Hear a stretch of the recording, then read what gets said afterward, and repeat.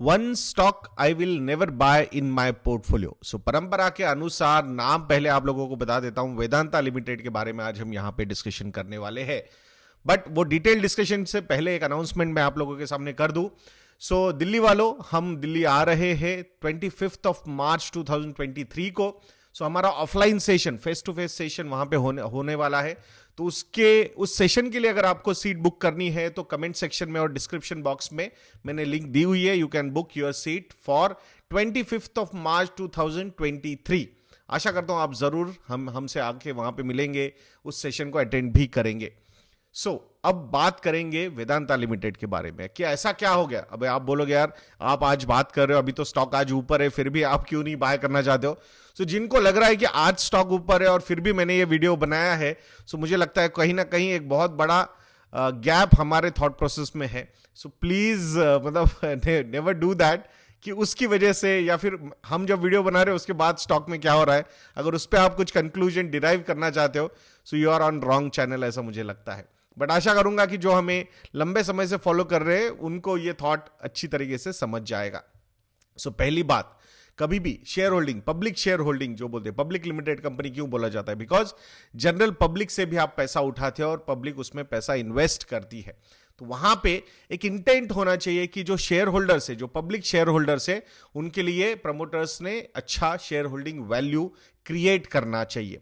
यहां जो recent past में कुछ लास्ट 2-3 सालों में जो इवेंट्स हुए हैं, specifically an event of delisting of Vedanta limited, जो अटेम्प्ट हुआ था 80-85 रुपीज पे वेदांता लिमिटेड के स्टॉक को डीलिस्ट करने की कोशिश हुई थी, जिसको LIC ने कंप्लीटली उस प्लान को खदेड़ दिया। एंड आज भी ये पब्लिक लिमिटेड कंपनी है, डीलिस्ट नहीं हुई है। वहां कि आपको पता है कि मार्केट सिचुएशन वाज बैड, या फिर आपको पता था कि मार्केट सिचुएशन कैसे आगे जाके अच्छी हो सकती है, it's better delist this company, और जितना प्रॉफिट कमा सकते हैं खुद ही वहां पे हमने वैल्यू जनरेट करके, क्रिएट करके कमाना चाहिए। I think that is something wrong. ये इंटेंट जो है वो कहीं ना कहीं गलत नजर आया। अब फिर से एक बार इसी ग्रुप की और एक कंपनी है हिंदुस्तान जिंक लिमिटेड। ये जो कंपनी है, इस कंपनी में वेदांता रिसोर्सेज, जो वेदांता लिमिटेड की पेरेंट कंपनी है, तो वहां जो इंटरनेशनल जिंक बिजनेस है वो सेल करने की कोशिश यहां पे हिंदुस्तान जिंक को हुई। $2.98 बिलियन को वो सेल करने की मतलब प्लानिंग हुई। बट थैंक गॉड कि हिंदुस्तान जिंक में 30% जो स्टेक है वो गवर्नमेंट ऑफ इंडिया का है, उनके पास एक बोर्ड सीट भी अवेलेबल है और उन्होंने इस प्लान को भी कंप्लीटली खदेड़ दिया। ये भी एक पॉजिटिव है। बोले कि ऐसा कैसे चलेगा, 10 टाइम्स EV टू EBITDA के वैल्यूएशन पे अगर वो international assets, zinc assets Vedanta resources के एक्वायर करने की कोशिश यहां पे हुई।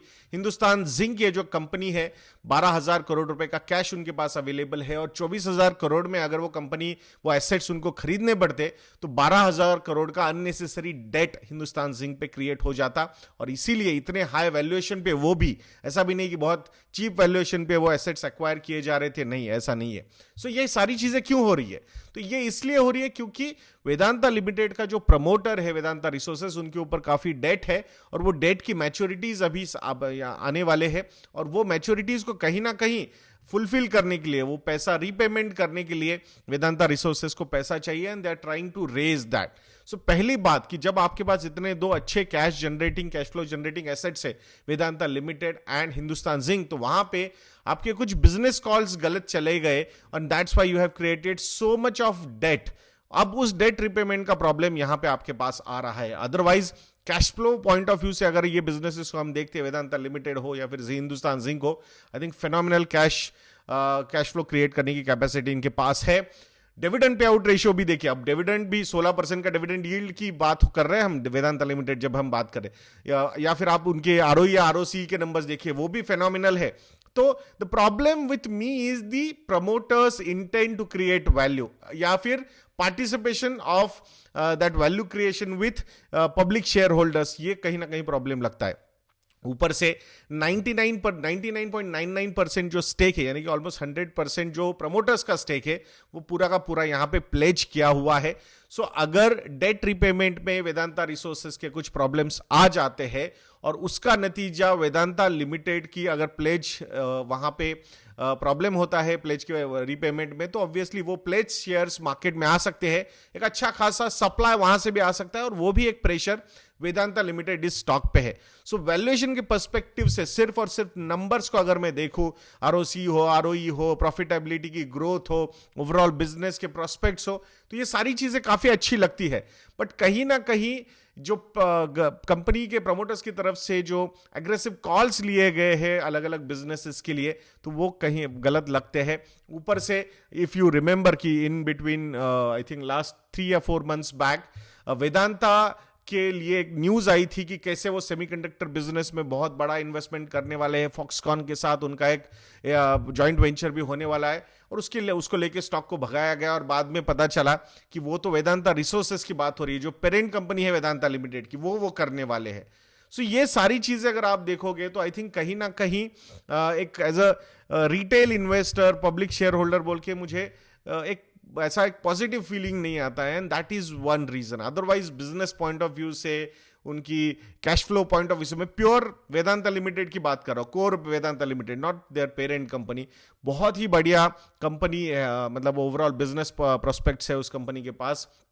बट कहीं ना कहीं ये जो कॉल्स लिए जाते हैं प्रमोटर्स की तरफ से, वो अननर्व करते हैं as a retail investors to me, and that's why this is my personal opinion. I am not suggesting you people to do the same. आप आपके एडवाइजर को पूछ के आपके इन्वेस्टमेंट के कॉल्स ले सकते हो, उसमें कोई प्रॉब्लम नहीं है। आपका अगर एडवाइजर बोलता है, you can take that call.